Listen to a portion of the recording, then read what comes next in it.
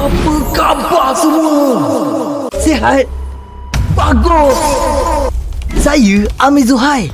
Hari ini kita akan review Monster Galaxy Card Pack Bold Impact. Yeah! Enjoy! Okey, ini the pack Bold Impact edisi yang ketiga. Mari kita review setiap kad yang kita dapat untuk pack kali ini. Untuk kad pertama kita dapat kad Grade B, Gopal. Dia merupakan kawan baik kepada Bobo Boy dan memainkan peranan penting dalam komik Bobo Boy musim 2 isu 15. HP 100, attack 80. Efek kad ini adalah tetapkan nilai attack kad lawan kepada 40. Selain itu, kita dapat kad Grade A, Yaya. Dia mempunyai kuasa manipulasi graviti dan mempunyai serangan berasaskan tubuhkan. HP 160, attack 160. Kad ini boleh digunakan sekiranya pernah menggunakan kad jenis Yaya tidak bersyarat. Efek kad ini adalah automatik menang jika Yaya tewas awesome pertama. Next, kita dapat kad Grade B, Ying.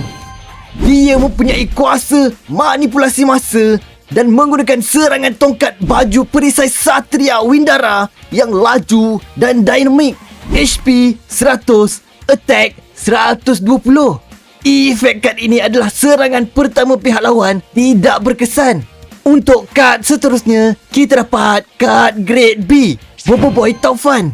Dalam Bobo Boy Galaxy musim 2 isu 8, Bobo Boy bertukar menjadi Bobo Boy Taufan untuk menewaskan Tumbesor demi melindungi kawan-kawannya. HP 140, attack 100. Efek kad ini adalah serangan pertama pihak lawan tidak berkesan. Seterusnya, kita dapat kad Grade B, Feng dan Yaya. Mereka merupakan ahli tapops yang kompeten dan mempunyai dialog yang menghiburkan. HP 140, attack 120. Efek kad ini adalah efek kad lawan tidak berkesan.